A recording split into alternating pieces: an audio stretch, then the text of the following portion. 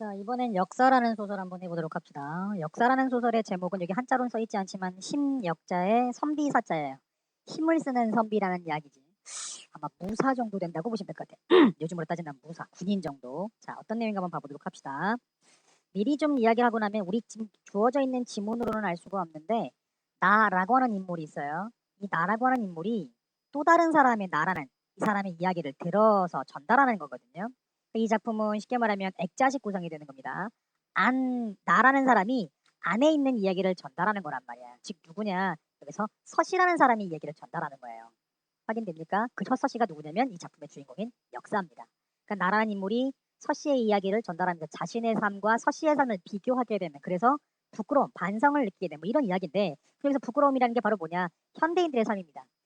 현대인들의 삶이라는 게 바로 물질적인 것 또는 급한 것, 빠른 생산력 이런 것들을 중시하죠. 서씨는 그렇지 않은 삶을 살거든. 그러한 삶의 모습을 제시하고 있다. 즉 현대의 세속적이고 물질적이며 생산적인 삶에 대해 중요시하는 현대인들의 삶을 비판하고 있는 소설이다라고 보시면 될 거예요. 자, 갑니다. 가풍. 내게는 낯설기 짝이 없는 단어였지만 며칠 동안에 나는 그 말이 개념이 아니라 바로 그의 실체를 온몸에 느끼게 되었다. 규칙적인 생활 제일주의가 맨 먼저 나를 휘감은 이 집의 가풍이었다. 여기서 이 집이라는 어떤 집이냐면 나라는 사람이 새들어 살고 있는 집입니다. 쉽게 말하면 양옥집이에요. 새로 양옥집. 이 사람은 창신동이라고 하는 빈민가에 살다가 이 집으로 새롭게 이사를 왔거든요.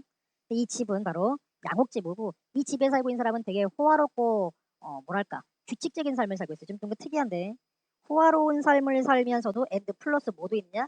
규칙이 정해져 있는 거야. 확인되니? 쉽게 말하면 획일화된 삶인 거지. 이 사람은 이 집의 삶을 되게 싫어해요. 왜? 자유가 없거든. 확인돼? 그래서 과거에 살던 빈민가의 집인 창신동을 그리워하기도 해요. 또 재밌는 것도 뭐냐면 그러면서 또 이 호화로운 삶의 편안함을 즐기기도 합니다. 그러니까 좀 이중적이라고 볼 수 있죠. 가볼게요.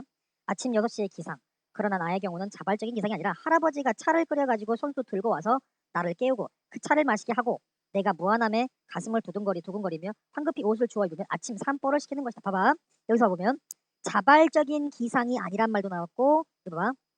나를 깨우고 그 차를 마시게 하고 아침 산보를 시킨대요. 다 어떤 모습이야? 능동적이야, 수동적이야? 모두 다 수동적이야.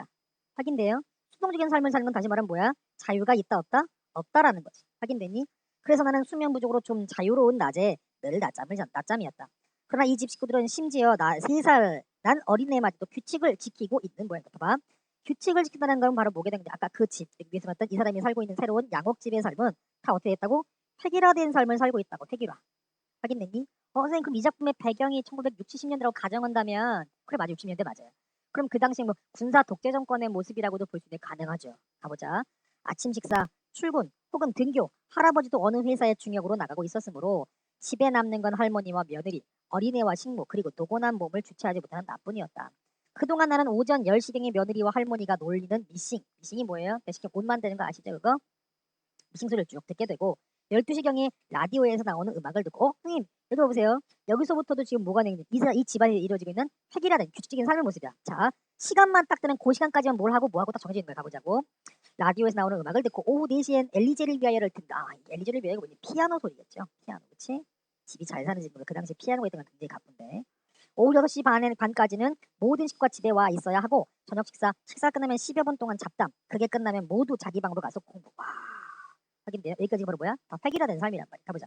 그리고 식모가 보리차가 든 주전자와 컵을 준비해서 대청마루 가운데 있는 탁자 위에 놓은 달가락 소리가 나면 그때 시간은 10시 5, 6분 전. 그 소리가 그치면 여러 방의 문이 열리고 식구들이 모두 나허 물 한 컵씩을 마시고 안녕히 주무십시오를 한 차례 돌리고 잠자리로 들어간다. 다 이렇게 획일화된 삶을 살고 있단 말이야.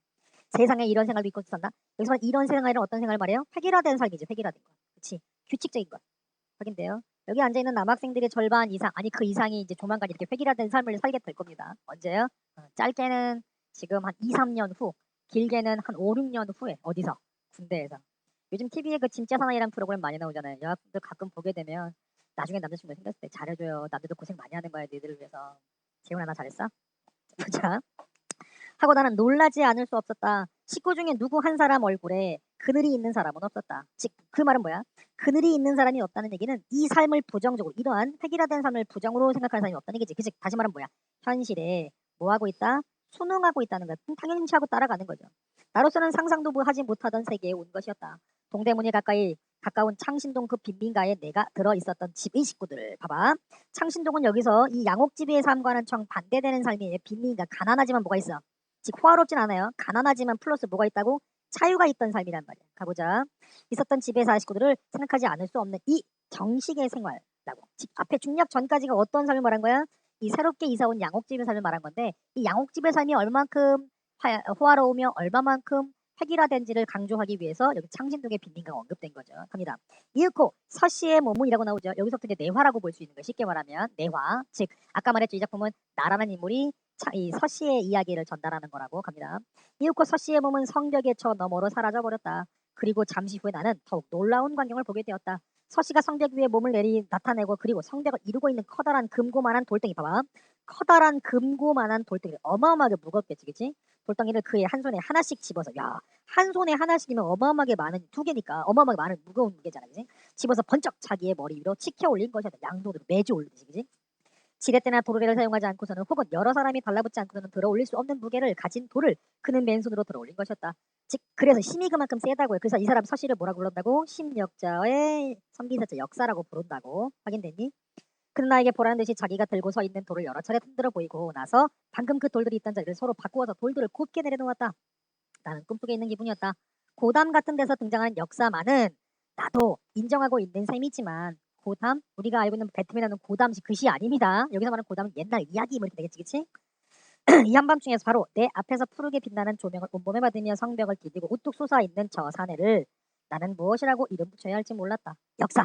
서씨는 역사다 하고 내가 별 수 없이 인정하며 감탄이라기보다는 차라리 그 귀기? 신비한 모습, 귀기에 찬 광경을 본 무서움에 떨고 있는 동안에 그는 어느새 돌아왔는지 유령처럼 내 앞에서 자랑스러운 웃음을 소리 없이 웃고 있었다.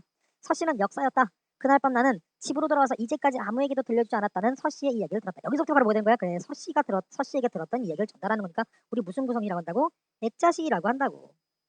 합니다. 그는 중국인의 남자와 한국인의 여자 사이에서 난 혼혈하였다. 그의 선조들은 대대로 중국에서 이름난 역사들이었다. 힘쓰는 사람들이야. 중국에 워낙에 인구가 많다 보니까 특이한 사람들이 되게 많은가 보지. 확인됐니? 자, 계속 갑니다. 족보를 보면 헤아릴 수 없이 많은 장수가 있다고 했다. 그네들이 가졌던 힘, 그것이 바로 그들의 존재 이유였고 유일한 유물이었던 거다. 유물, 전해 내려오는 거, 그렇지? 이 가족들, 이 집안, 아까 말했던 서신의 집안이 받은 건 뭐라고? 이 힘, 조상 대대로 받아왔던 건가 봐. 확인되니? 자, 갑니다. 그 무형의 재산은 보이지 않는, 그렇죠? 무형의 재산은 가보로서 후손에게 전해졌다. 그것으로 그들은 세상을 평안하게 할 수 있었고 자신들의 영광도 차지할 수 있었다. 즉 옛날 이야기예요. 있었고 있었다잖아. 과거형이란 말이야. 확인되니? 그 과거에는 이 힘으로써 나름대로 재산도 갖게 됐고 권력도 갖고 있었나 봐. 옛날에는. 확인돼요? 갑니다. 있었다. 그러나 역접이잖아. 그럼 앞에 내용은 뒤집히겠지. 이 서시에 와서도 그 힘이 재산이 될 수 없지. 뭐야? 세상의 변화인 거, 그지? 사회의 변화라는 거지. 그치? 갑니다. 당시에는 그 힘만으로도 세상에서 인정을 받으며 살 수 있었다면 지금은 그렇지 않다는 거잖아. 그치? 가보자. 이제 와서 그 힘은 서시로 하여금 공사장에서 남보다 약간 더 많은 보수를 받게 하는 기능밖에 가질 수 없게 된 것이지. 세상이 변했어요. 즉 앞에서 잠깐 언급했다시피 서씨는 그럼 그러한 삶을 원할까요? 아니, 조금의 더 많은 생산을 했다고 해서 조금 더 많은 보수를 받는 이러한 삶을 서씨는 그닥 좋아하지 않았단 말이야. 그것이 자신의 조상들을 약보는 또는 조상들에 대해서 해를 끼치는 이런 거라고 생각했기 때문에 그냥 자기의 그 능력을 숨긴 채 살고 있단 말이죠. 결국 서씨는 그 약간 더 많은 보수를 거절하기로 했다. 즉 자신의 조상들에게 해를 끼치면 안 된다고 생각했나 봐. 그래서 조금 덜 받고 자기 힘을 좀 숨겼다가 나중에 이럴 때 가끔 자기 힘을 인정하는 거예요. 조상들에게. 갑니다. 남만큼만 벽돌을 날랐고 남만큼만 땅을 팠다. 선조의 영광을 그렇게 하여 보존될 수밖에 없었다. 그리고 서씨는 아무도 나다니지 않는 한밤중을 택하고 동대문의 성벽에서 그 힘이 유지되고 있음을 명부의 선조들에게 알리고 있다는 것이었다. 즉 나름대로 저 아직 살아있습니다. 조상님이라고 그냥 밤에만 남들 몰래 하고 있는 거예요. 확인돼요? 자, 아까도 말했다시피 이 작품에서 말하고 있는 바는 현대의 삶, 현대인들의 삶은 바로 생산적이고 속도 있는 것 또는 물질적인 것들의 삶을 강조하는 현대인들에게 그렇지 않은 삶을 살고는 서시의 삶을 통해서 반성하게 만드는 소설이라고 볼 수 있어요. 이해되셨습니까? 자, 수고하셨어요.